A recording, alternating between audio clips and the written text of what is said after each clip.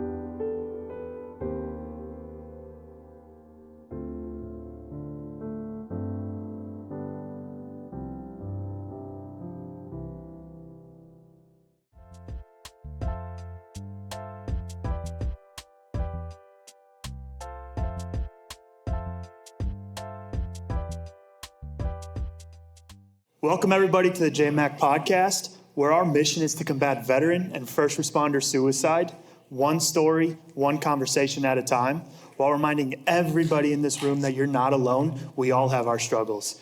Today, I would like to introduce Kev The Allstar. However, he's going to introduce himself because I don't want to know you as Kev The Allstar. I want to know you as Kevin. All right. All right. Well, hey, JMach, and your name is? Joshua Ryan Mack from Beecher, Illinois. You need my social? Great to meet you. No, I don't. But Pleasure to meet you too. My name is Kevin Brown Coughlin. Kevin Brown Coughlin. Kevin Brown Coughlin, yes. Yeah, little trickiness, so I'll dive into that. So I never knew about the Kaufman part until I was 16. I always just Kevin Brown. That's what most people know me as, or just KB. Kaufman was just my name. You heard, if you were here for the comedy, you heard about me moving around. That was real.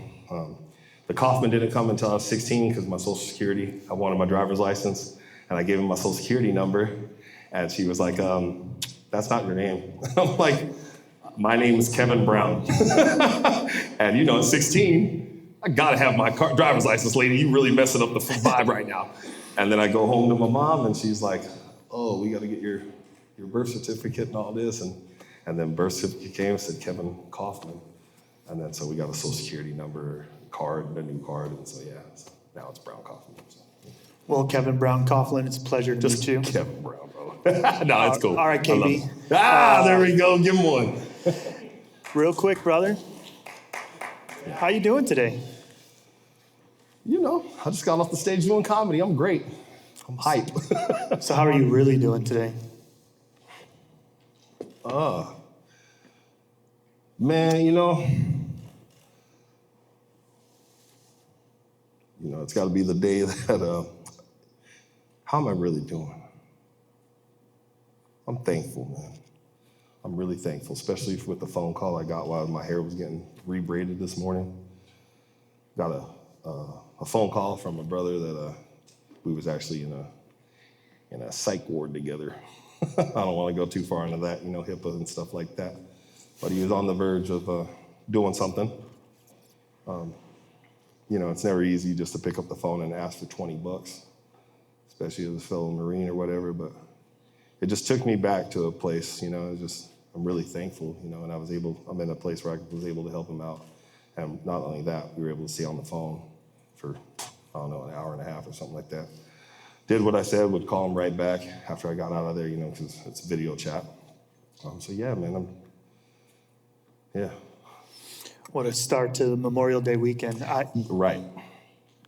I just want to say, dude, I'm real proud of you for answering that phone and being there for him. Yeah. And I'm more proud of you for opening up and admitting that you've been into a mental hospital and you checked yourself in, or you've been checked in. I as well have been there. I needed that myself. And I know a lot of people, there's a stigma around that, but I don't use it. I don't think it's cool. Like, hey, I checked myself in. Do you got a card? No. Right.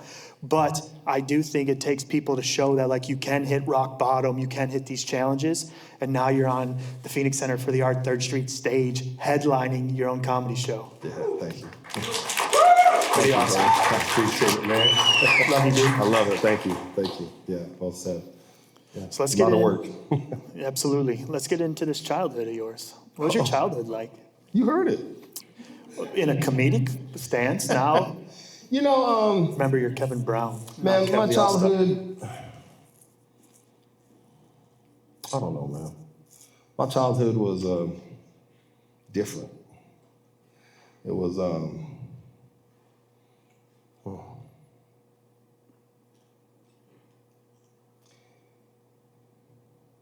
my childhood was hard. You know, I don't think I'm trying not to look out there, but you know, I see my mom sitting there.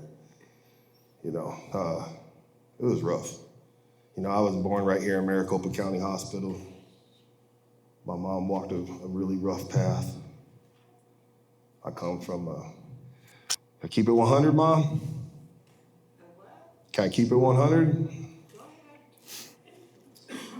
So my mom was a street walker, if you know what that means. You know, she met my dad off $20, you know? But my dad eventually would marry her, you know? I didn't really know my brothers much, you know, because I was like, who broke up the family, you know? I was always like the bastard child, you know, like their fault, my fault, or whatever. But, you know, we bounce around a lot, man. But I think that's what also helped me to be well-rounded. So I'm thankful. You know, it took a lot for me to forgive my mom. I blame my mom for a lot of stuff when I was coming up. But then when I came home from my tour, I love my kid, you know, I love my daughter. And I really wanted to see my daughter. But when I came back from Iraq, the first person I really wanted to hug was my mom. You know, because she went through hell. We went through hell. So thinking and blaming her for so much stuff, like, oh, you should have been more like a mom or a parent. You know, you were shitty this, you're that, just whatever, you know. But going over there and seeing the third world, you know, it was just different, right? So it was like, thanks, Mom, you know, because you could have just gotten rid of me, you know, like, for real, you know. She didn't need to put up with a lot of the shit that I was getting into.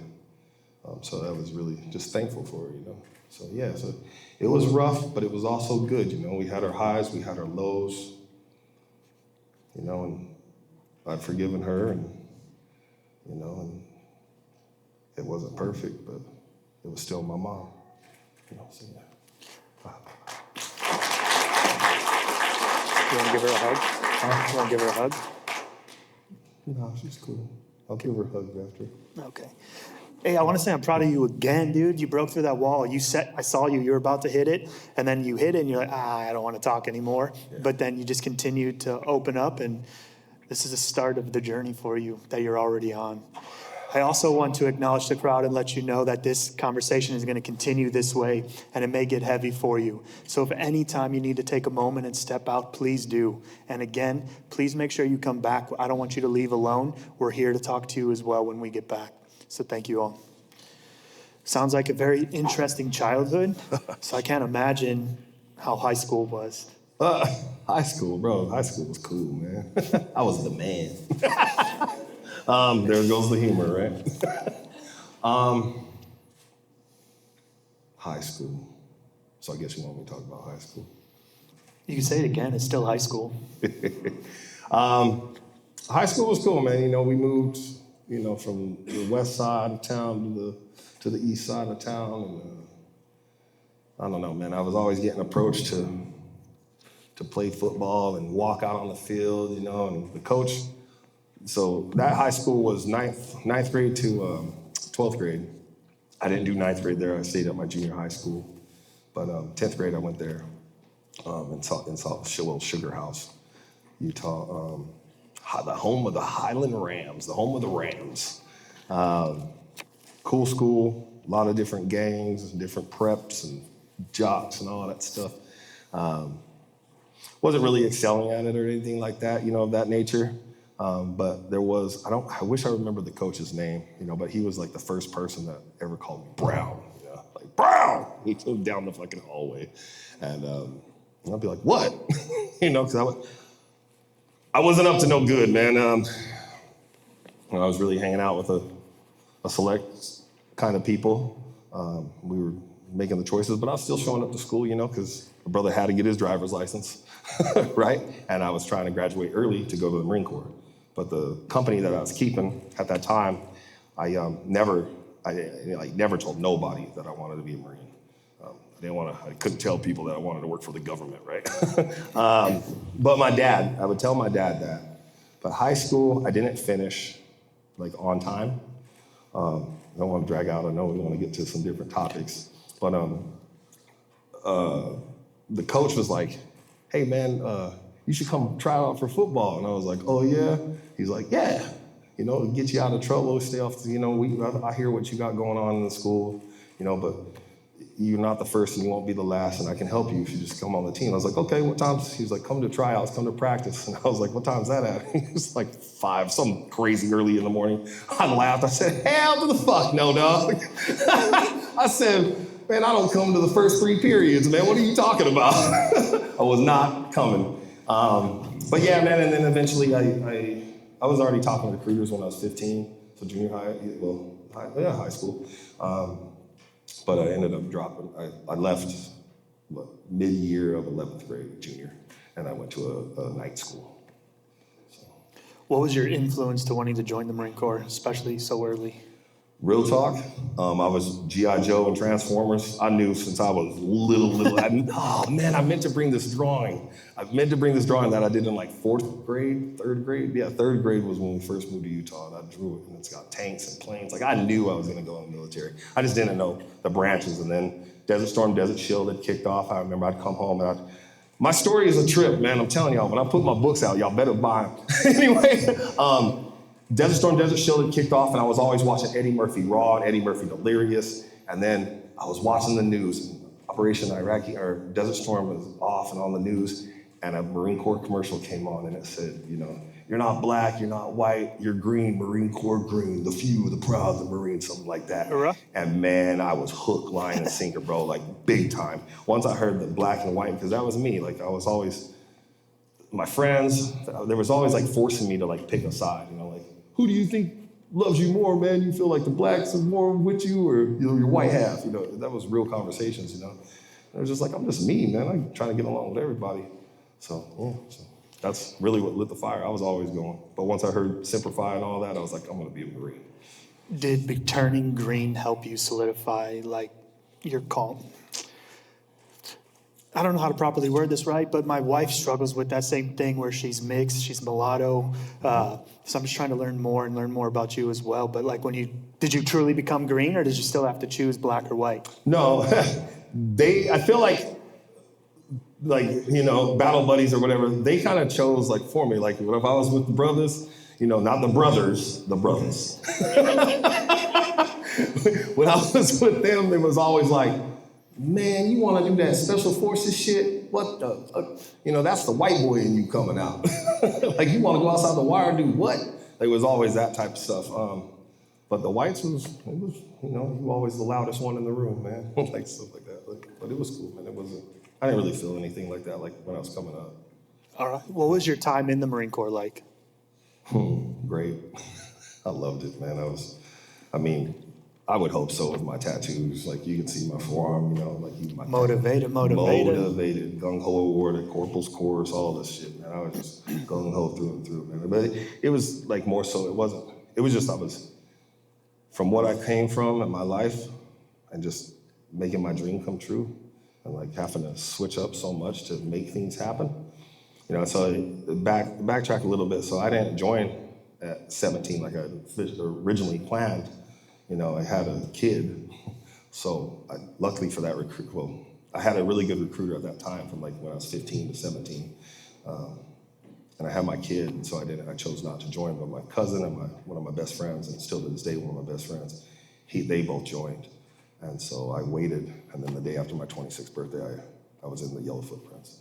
26? 26. Dude, I thought I was old going in at 23. Yeah, for real. Were you considered the old man when you hit the fleet? Yes and no. I had 3 people in my kilo company in boot camp that were older than me, so that's cool. But I black don't crack, so nobody knew my age. Nobody. Yeah, I was 23. Being until told like I was middle like, of my deployment, pretty much. You were 23? I was 23 and being called like a grandpa. Dude, it like really fucked with me a little bit now that I think about it. Look at you, you're performing therapy on me now. So you talked about going to your first deployment, you come back, and the first thing you wanted to do was actually hug your mom. Oh, yeah. Is that when you recognized that your mom did all she knew, what to do to keep you alive and to keep you progressing through your life and providing you a life? Yeah, absolutely.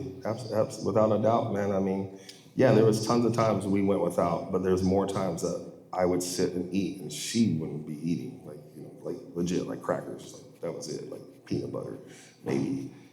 And that wasn't always, but it was often, you know. So she would go without, you know. And a lot of times that's because of choices that she had made, you know, looking back. But it was always, I got you, like, you know, so, you know, yeah, it could have been worse, but it was what it was. And she was always like, I just told somebody backstage, you know, my mom was my mom, she was my dad, she was my discipliner, she was my best friend, she was my protector. You know, anybody fucked with me, my mom was there. All right, we get it. You're a Like, mama's straight boy. up. Yeah, she's badass, man. That's awesome, dude. I'm happy for you. Yeah. Coming home from that first deployment, what changed for you? What was it like to come home?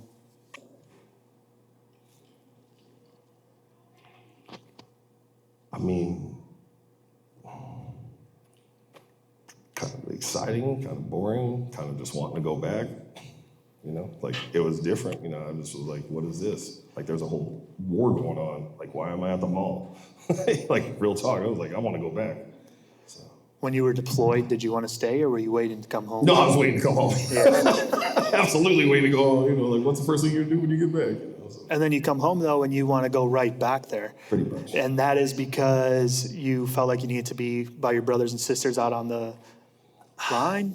Yeah, but no, because I would have went with another unit, you know, where you don't have that camaraderie. You're the new guy, you know, so, but, and that actually came faster than I thought it would, but I mean, I didn't go because I would have had to give up my post-deployment leave, and I wasn't willing to do that. So I was like, nah. Not waking up early and not giving up the leave. Yeah, I'm not, no, I was trying to do like 2 weeks. I was like, well, if I can just do 14, you know, 2 weeks, I'll gladly come back and deploy with, I think it was 2-7 at the time. But I was like, nah, my mom and my kid will freak out if I just go right back. Like, we were back like, I don't know, 30 hours. And one of our staff NCOICs picked 3 of us, selected 3 of us, like, personally. It's like, hey, I want the 3 of you to come with me to go back right now. Like, what? We've been here a day. So then what do you think it was that wanted you to go back, that made you want to go back? Well, I mean,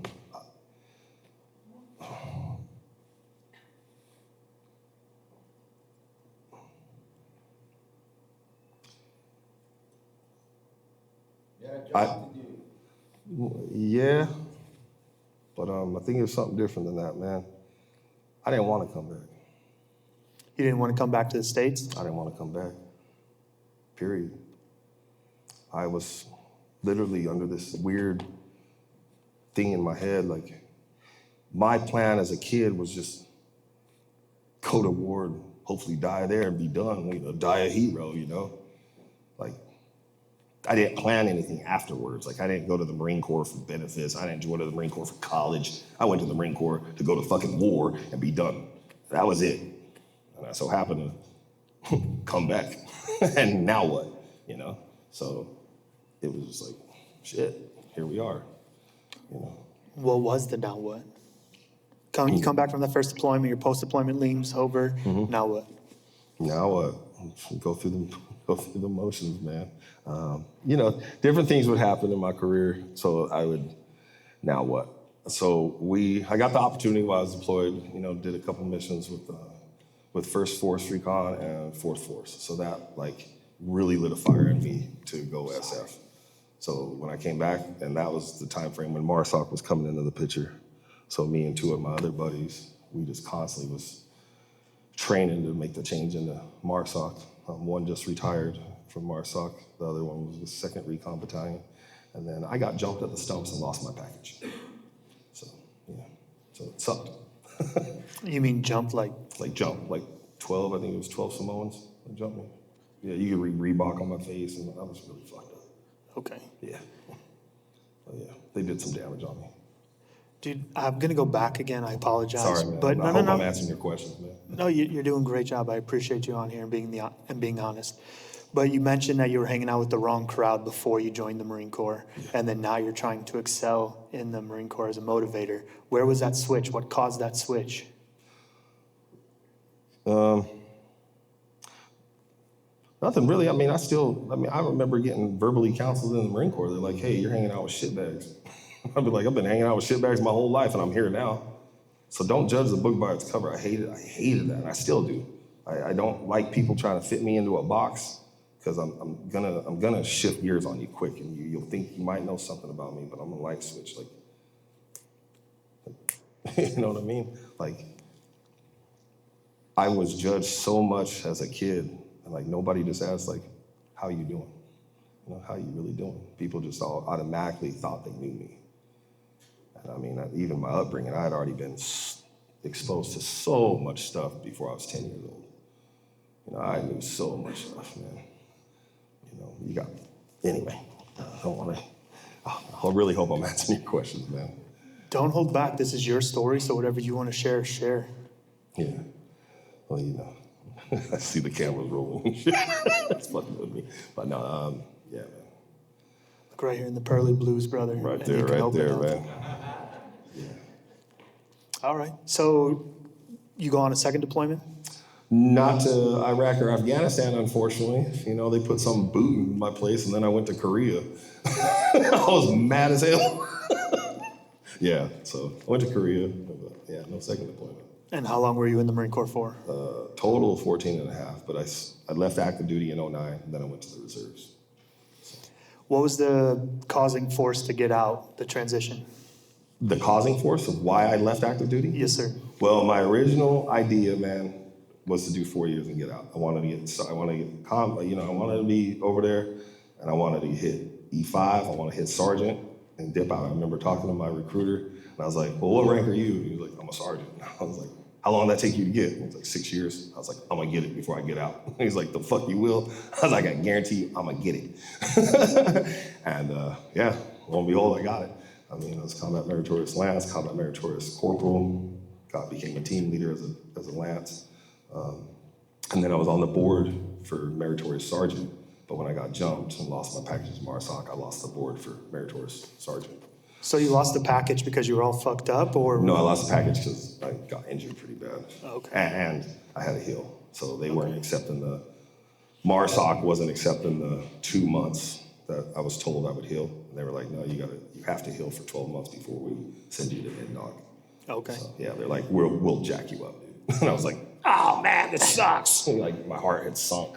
Like now what, you know? But the causing factor, like I'm pretty sure if I would have went MARSOC, I probably would have re-enlisted most likely because I'm getting what I want. But the reason why I left was because my kid was turning 13.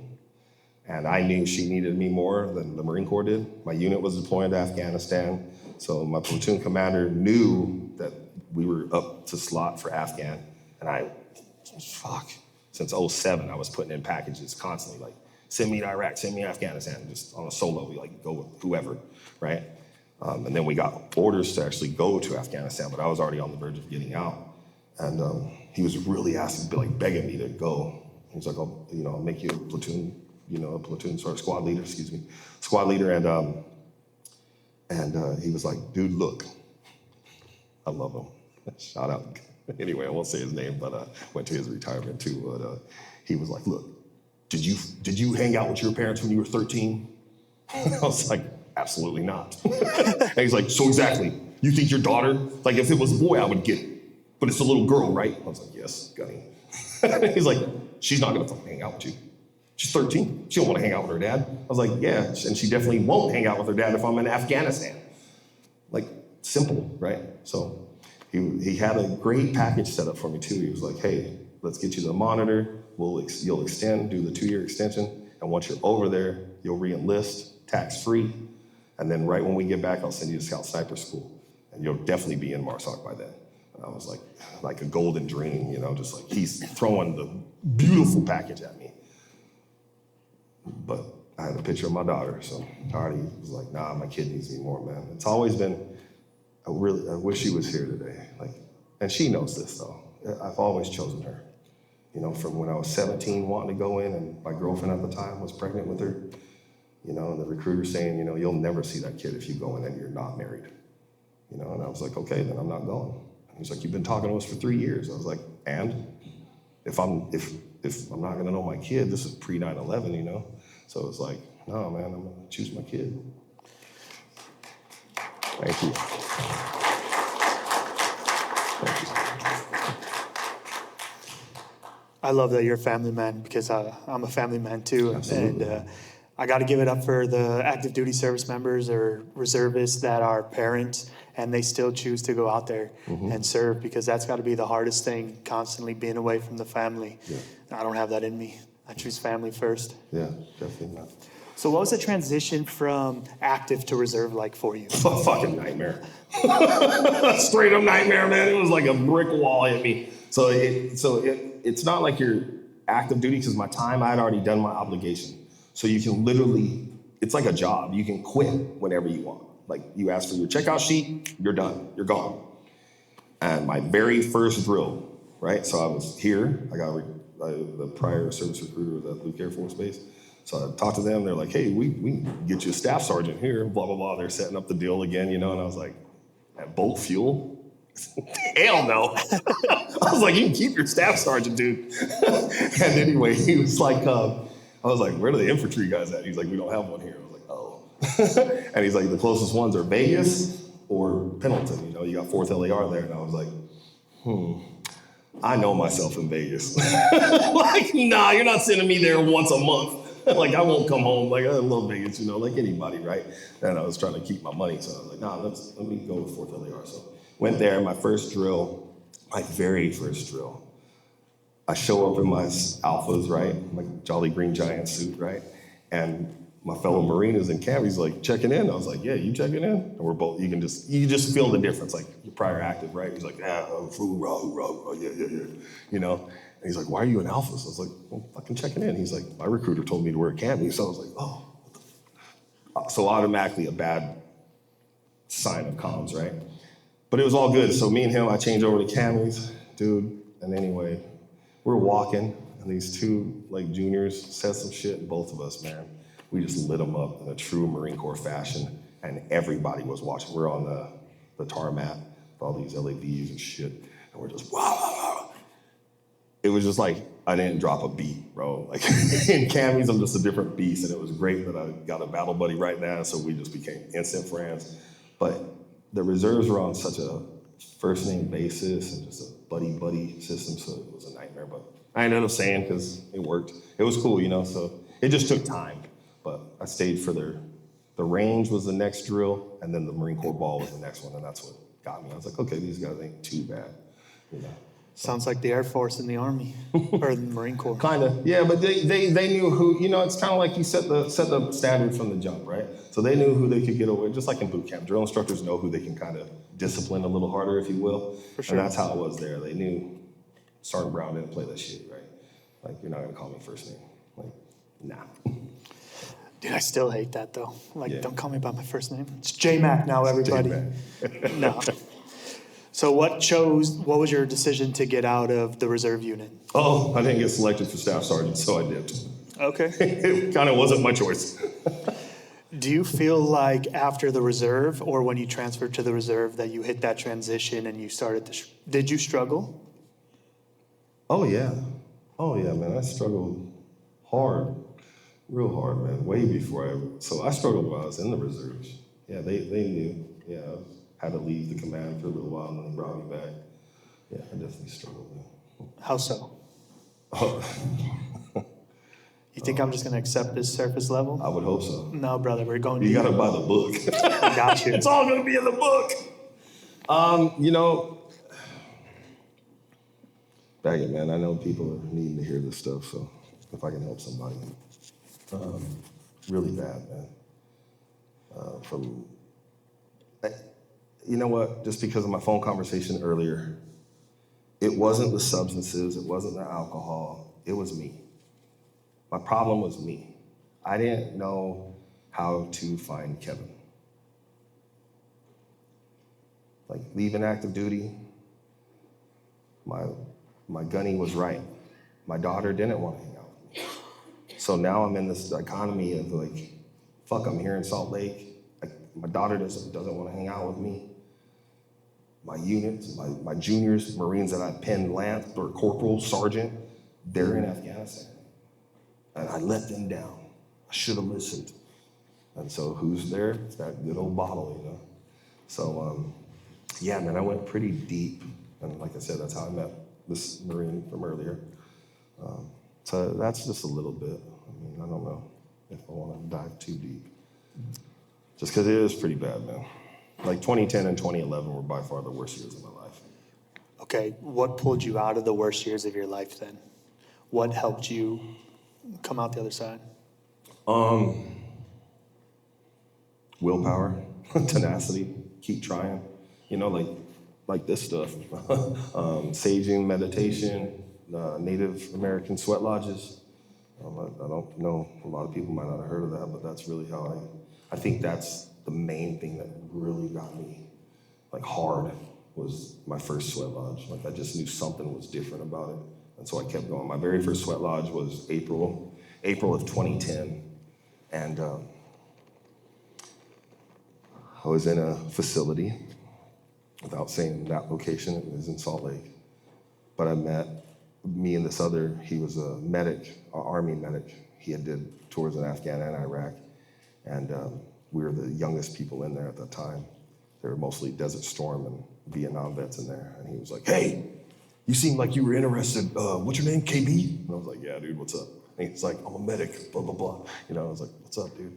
Da, da, da, da, da. We got to talking. He's like, hey, you seem like you're interested with that looking, what is it, the sweat lodge? I was like, yeah. He's like, you just got here yesterday, right? I was like, yeah, how long you been here? He's like, oh, a week. I was like, okay, cool. He's like, but I don't want to go because it sounds creepy as hell, right? I was like, it sounded a little creepy. He was like, you want to go? You want to go tomorrow? I was like, yeah, let's go check it out. So we both got in there, man, and man, we both cried like babies, man. And it felt so good. It felt so good. Like I couldn't explain it if I tried. All I can say is we went back the next week, both of us. And then we went back the next week. Then we went back the next week. And so, yeah, man, and that's literally how I found Sage. Yeah. So. Can you explain what a sweat lodge experience is? And I want to say this right now. I'm not Native, and I don't pretend to be. I'm very honored that I've been welcomed to numerous sweat lodges on multiple tribes, multiple reservations. I'm so thankful that I've been welcomed into this inipi, which is the sweat house, the tent, if you will. I'm going to do my best to try to explain this since you did ask. So you got the pit, you got the fire pit with the grandfather stones, which are lava rocks usually. And it's directed, so the pit is usually to the east, and the inipi, or the tent, is it's to simulate the mother's womb, and that's where we all go in. And so you have 4 rounds, which are northeast, south, and west. And you have a fire keeper who brings the stones in. It's definitely, I also want to say that it is not a sauna, and it is not a steam room. Okay, you'll hear people, oh, it's like a sauna. No, it's definitely not like a sauna. You will dig deep. It's so dark in there, you can't see, so you're just faced with yourself, and it's excruciating hot.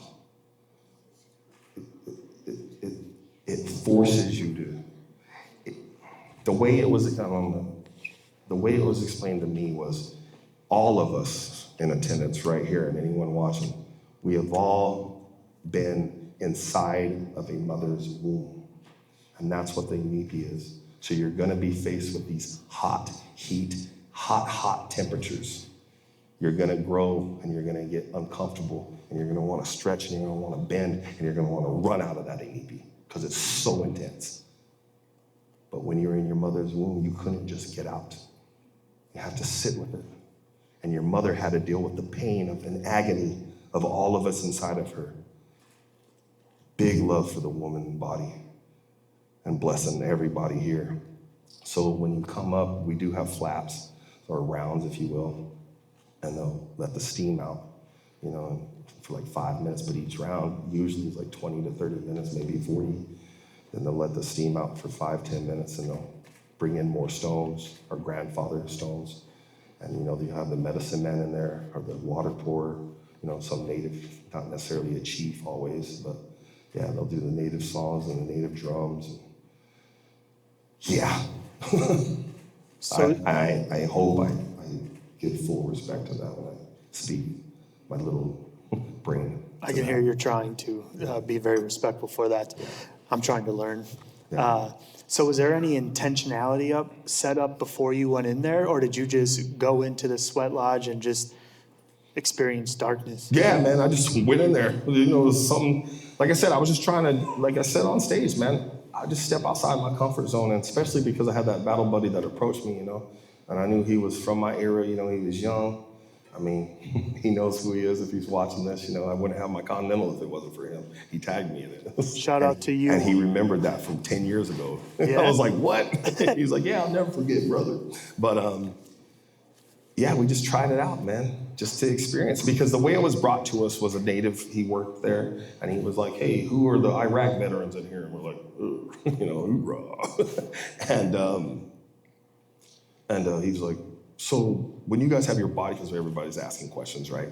And he's like, well, the way it was explained from the previous group that went through here was picture your flak jacket on, all your gear, all your weapons, you're inside the Humvee, and your turret's closed, and you're just in there sweating your ass off on the hottest day in Iraq. And I was like, yeah, tell me more.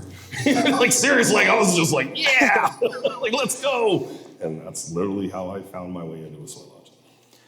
Have you gotten into any other holistic medicines or rituals or anything like that? No, man, other than my mindful meditation, man, that's my thing, man. I meditate. I had the opportunity last year to sit with the IU mission out here in Tucson, and I went through a 3-day veteran ayahuasca ceremony. Not the same, but similar. Like, I purged out, I took some medicine, there was a shaman in there. It was one of the most beneficial things for me. I was able to purge out my depression cloud. Yeah. It's bringing tears to my eyes. But I purged out my depression cloud. I felt 30 pounds lighter on my chest. You know when you want to cry, but you can't or you don't, and the cheeks just get super heavy? Mm-hmm. All that shit dissipated for me after I purged it out, and I could breathe out of both. I got a big-ass nose, but I can only breathe out of one nostril at a time. And at that time, I was able to breathe out of both of them. And it's been so life-changing for me. I'm still getting the benefits from it. So the last year? Not even the Veterans Day. The whole year, yeah. So, yeah. Dang, man. Yeah. And I got on this stage now, man, and couldn't do it without Brandon Ramsey of B Rams Shout out. Partners in Consulting. Yeah. But I'm here doing this for me, but also for you and everybody else that's here, because I'm hoping somebody can take away something. Yeah. And I love to share the different ceremonies, rituals, the different techniques, because therapy is not a one-size-fits-all. We're going to have a couple of guests come up and speak after we're done, and they'll be able to share what their organization is doing, but I just want to highlight the different resources we have. I love that. So after the sweat lodge, what happened in your life?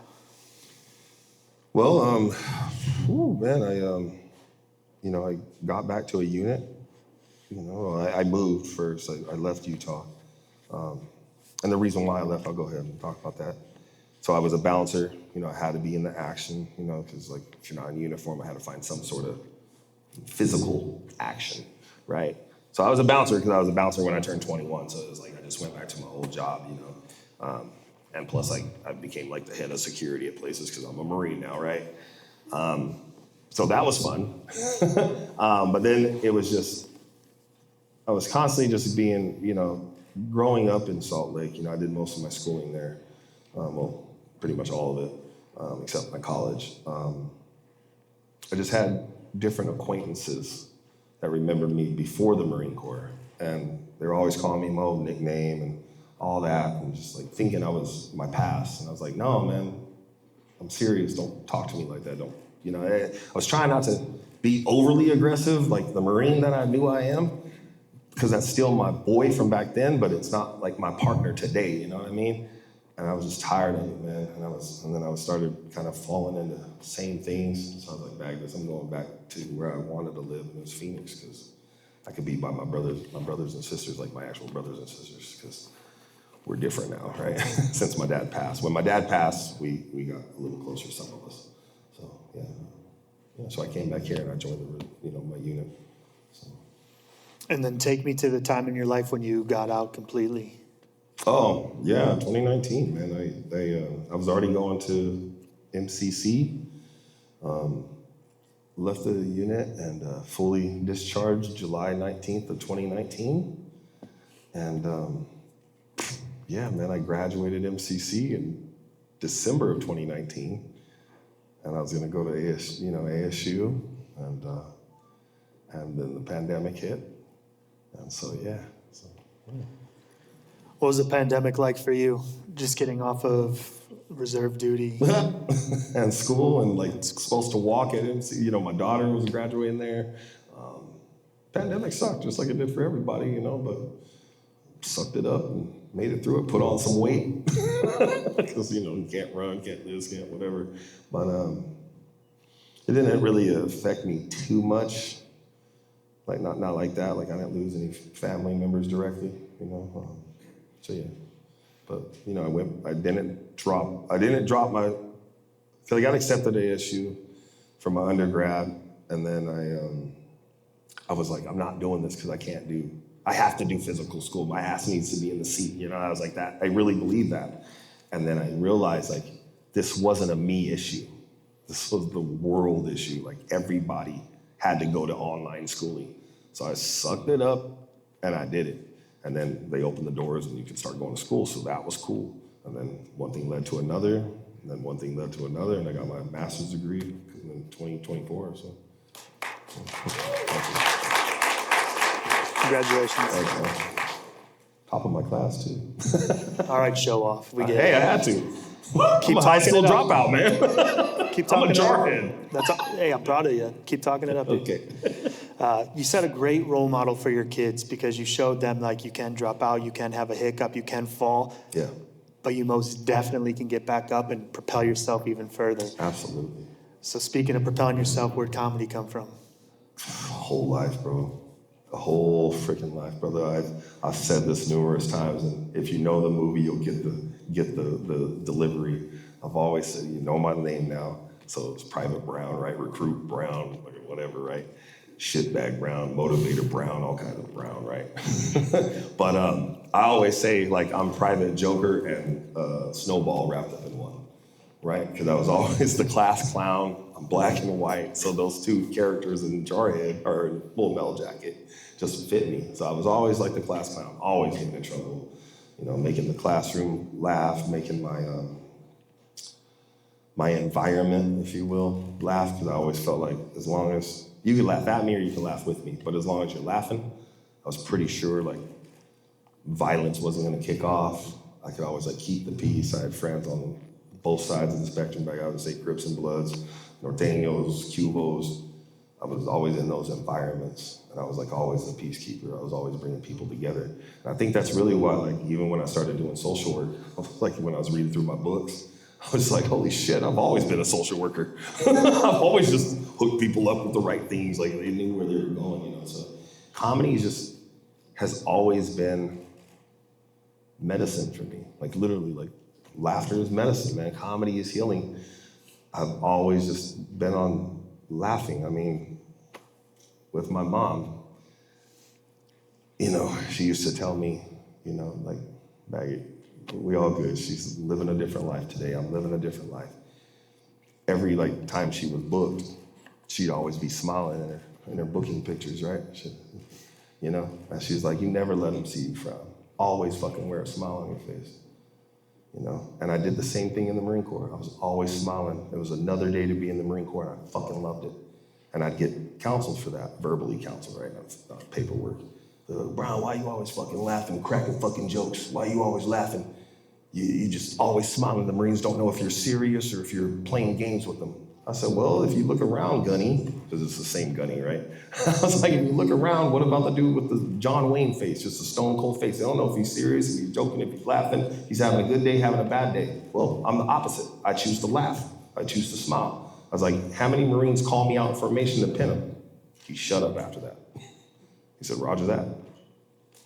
Like, I'm that Marine, So every day in the Marine Corps was great, man. So comedy was just one of them things, man, where it was like, you know what, let me try this legitimately. Let me take a class. So I took a class. It was an improv, comedy, and stand-up class.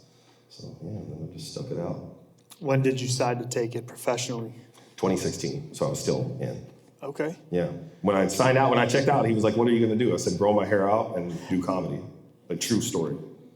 And he was like, what? You gonna become a fucking hippie? It's like, dude, I don't know what year you're living in, but. Absolutely. And where can we find you? Oh man, yeah, you can find me right here. You can find me at KevTheAllstar.com. I'm on Instagram, TikTok, shit. Yeah, to all of them. When's your next show? My next show is Thursday, this coming Thursday. I don't know the date, what, the 28th? Is that right? I think so. I don't The know. 28th. Anyway, it's Thursday, this damn Thursday, which I believe is the 28th.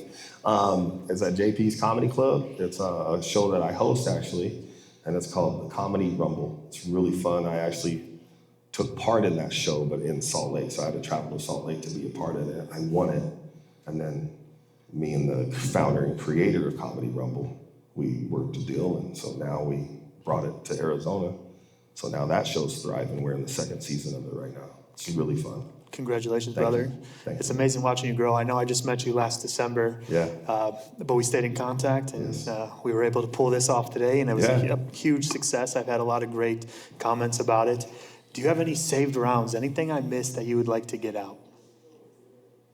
Absolutely. If you're fucking struggling, pick up the phone and call somebody. Don't text. And if you're the motherfucker, and I do mean motherfucker, male or female, if you don't pick up that fucking phone, you're a true piece of shit. Today I was literally getting my hair braided, and my brother, who was with Marine Raider, without hesitation, I ain't talked to him in 3 years. I answered him. I said, yo, what's up? Started crying instantly. Thank you for picking up the phone. I said, dude, I'm getting my hair braided. Let me call you back. He said, I can fucking see, dumbass. Right? I said, are you okay? And he said, I need $20 to get smokes. No one else is answering the fucking phone, but I knew you would. I said, bro, let's text. We were texting the whole time. I called him the second I got in my car. And we were on the phone for an hour and a half. And he's sitting there with a 45. Pick up the fucking phone. 2 in the morning, 3 in the morning, whatever it is, you know your battle buddies. And if they're even calling just to say, what's up? Just pick up the phone. And if you can't call them back, you might save someone's life. That's what I'd say. Powerful. And I want to add to that. Dave Waltz back there, he told me something that if you ever have an intuition or you just randomly think of one of your boys or sisters, to call the phone, to pick up your phone and call them. It doesn't matter if it's noon, 3 a.m. There's a reason that they came to your mind, and that phone call could be the reason that they answer tomorrow. Oh, I love that. You hear it, you feel it. Brother, if I may. Absolutely. You and I, a week ago, you sent me a text, and I felt it, and I called you. Did I not? You did. And we talked for a few minutes. You're really good at keeping your word about calling somebody back or just reaching out to them. I do Right? appreciate Because I that. felt it in your text, bro. And then you got a little transparent. Yeah, I was going through something. This whole year I've been going through something. Share it with the people, bro. Well, I think- I'm not trying to reverse this into a different interview. So now it's an interview with But JMach. seriously, like that's the realness. Like I don't really know him that well, but I felt it in the text message that I needed to pick up the phone and call this man. That's what I'm talking about. Don't go talking to your wife about it. Don't go talking to your homeboy about it. Pick up the phone. There's some times when I start to go through something and I don't want to pick up that phone, right? Because it weighs 1,000 pounds. It weighs 1,000 pounds. Like, it's not that I don't want to talk about it. It's like, I don't want to burden you with my problem again, right? I hear that. And so I just choose to be the one that's always there for other people. And I also have to hold myself accountable, because when you ask me how I'm really doing, I'm good, dude. I'm good. How are you doing, Kev? Let's go back. Right. But yeah, this whole year I've been struggling a little bit. I think a lot of it was due to my complacency, where I wasn't performing. I wasn't doing any podcasts. I didn't host any Sandbox up until last month. And complacency really kills. Like, they tell you this shit all the time in the military. Complacency kills. And you're like, yeah, okay. But then when you get complacent, you don't even know you're complacent. So now I understand how it kills you, right? Right. Another question? Let's go. Go ahead. Oh, no. How are you really doing? It was so fitting. Dude, that was perfect timing. Drop the mic, but I'll continue to talk. Dude, I'm doing well. We just put together an amazing show for some veterans, civilians, some first responders. Hopefully we were able to impact at least one life, if not more. Now I got you opening up a little bit. You're still a little hard. I saw that, but it's okay. I appreciate you coming up here and sharing. I am doing much better myself now. Like, this is therapy for me. This is meaningful for me. I love to connect. I don't like that everyday conversation with people. I have a friend here, Jessica. We grew up together. We went to high school together, elementary school together. And she's like, oh, it's crazy that you're out here doing podcasts now, because I remember you as the quiet kid. Nothing's changed. I'm still the quiet kid until I have a mic in my hand. And then I start talking. But if you notice, I'm talking and asking questions about you. I'm not necessarily sharing about myself. So I'm trying to hold myself to my standard as well, and sharing more on social media. So now I ask, how are you really doing? And then I go into about my day or my night prior, so I can share and be vulnerable with you and, say what you want to say, but it's my version of leading in the front, leading by example. Because if I can't be vulnerable, how can I ask and open up for you to be vulnerable? And that's why I started the show by sharing with you that I myself have been checked into a mental health hospital, and I'm not allowing that to hold myself back. If anything, it was a little slingshot for me, because look where the fuck we're at. Come on. Thank you, brother. Last thing, and then I'll call up the next speaker, but you keep mentioning this book. Are you just going to tease us with it? Is it coming out yet? Not yet. Maybe started some pages, but there's a lot. I'm trying to find the challenge is there though. So it definitely. Trust me, y'all will know. So, yeah. All right, Kev, dude, it was amazing talking with you. Thank you, audience, for being here. I really appreciate it. Let's step off the stage. Yeah, dude, perfect. Thank you, dude.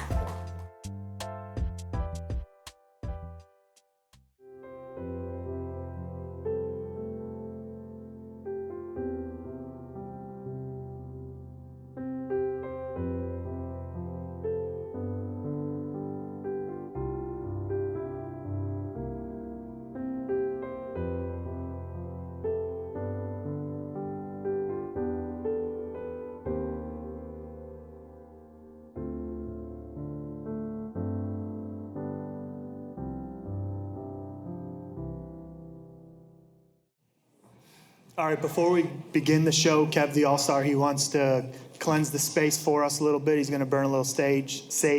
I'll let him take it over. He knows what he's doing. I don't know if I really know what I'm doing, but it works for me. So I'm just going to take a little moment, do just something like pretty much how I start every day and end every day pretty much. Just going to clean the space with a little California white sage, all right? You can breathe with me if you want. If not, that's cool too. I'm just going to start off with 3 deep breaths.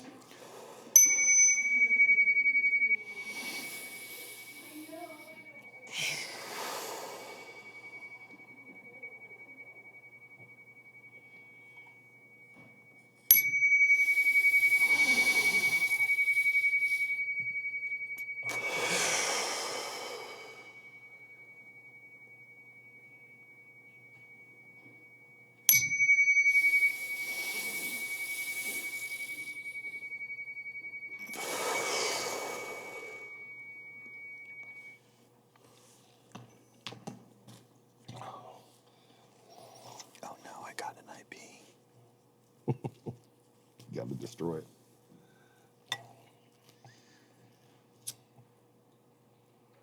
Don't worry, nothing is being smoked up here. Don't be getting all excited. Speak for yourself. Fair enough.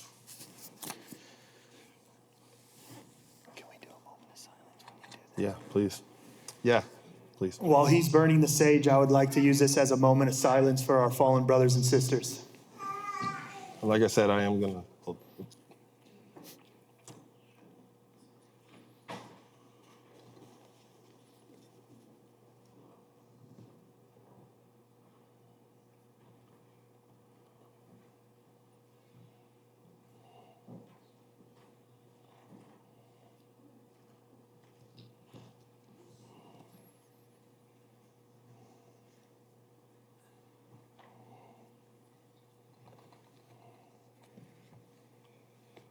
Would you like some? Can you do it for me? Yeah, absolutely. Stand up. The moment of silence is over. Oh, They can hear us. I'm gonna just speak out loud. You guys can all hear me, right? I don't need the mic, right? Creator, creator of gods, the highest power above us. I'm not perfect. I'm not religious. I'm pretty sure the man standing in front of me, the human entity in front of me, is not. We come to right here today as two human beings trying to face our truth and our reality with all the powers above, underneath, inside, and outside. If you'll just take a little bit of this and just smoke it around your head. All right, now I'm gonna just cleanse your left, your right. There you go. Okay.